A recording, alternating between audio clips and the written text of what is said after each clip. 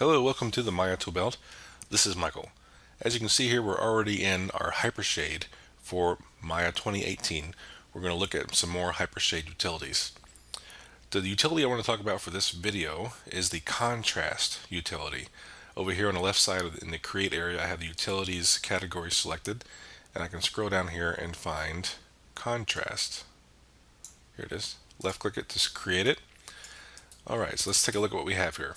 So here we have two inputs, contrast and value, and then we have an out value going out for the output. All these values, if I expand them, you'll see there's XYZ values for all three. That indicates a vector value. This can also be RGB values. So XYZ, RGB, those are all kind of the same type of value for this contrast node.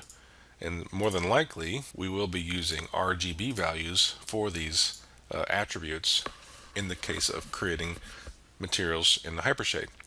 So first is the value. That is the value that's coming in that you're going to be applying the contrast to.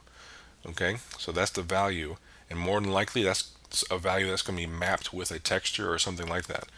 Then we have the contrast, that's applying a contrasting effect to the value, and by default that contrast is 2, 2, 2 in R, G, and B, or X, Y, and Z.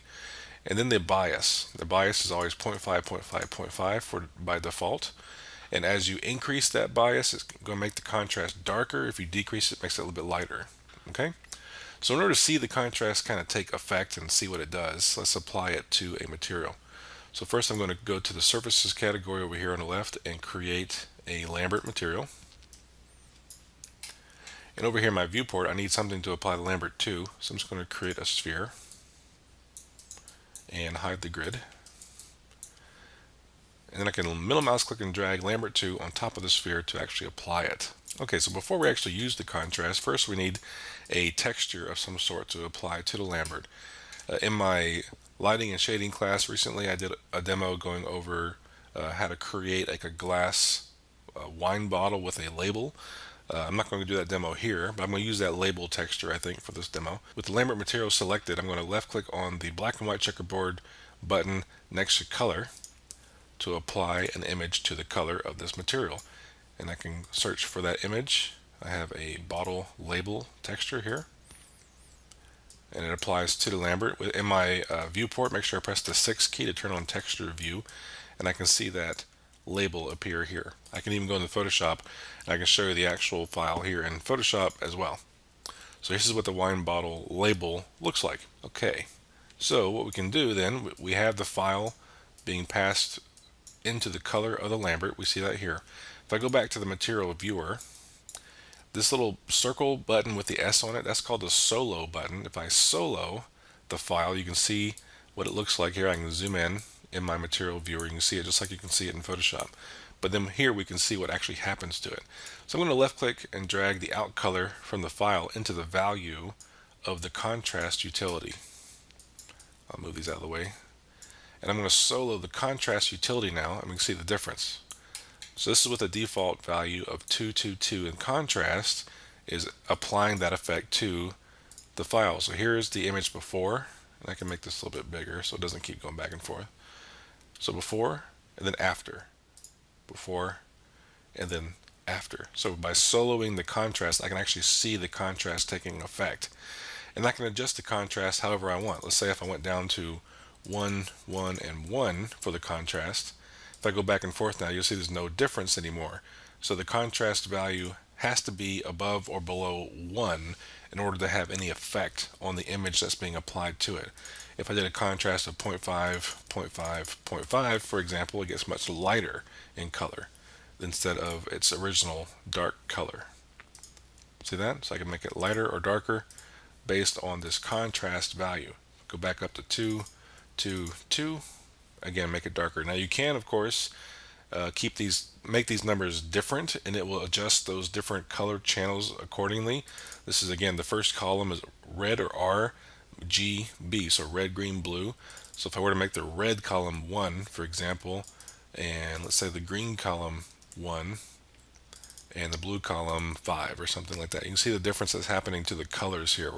We're really affecting those colors and how they are affected by the contrast node. Again, if you keep the numbers all the same, however, you should get a uniform contrasting result. Again, that bias value, if we make that bias smaller, it makes the texture overall get lighter. Okay, and again, we can go back and forth between the original and the default. So what we've done here is the contrast is 222, so it makes it darker, but then we decrease that bias, again bringing up that midpoint value range, making the midpoint values lighter. If I like the result, I can left click the out value from the contrast and plug it into the color instead. For example, and if I go up to say 0.75, 0.75, 0.75, so it gets darker again. Again, we can go back and forth with the solo button and see the difference that's happening.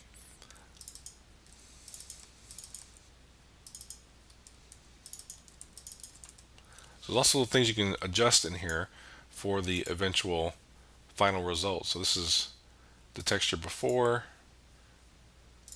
and then after, kind of brightened it up a little bit. So again, we can plug in the out color straight from the texture to the Lambert and see the difference.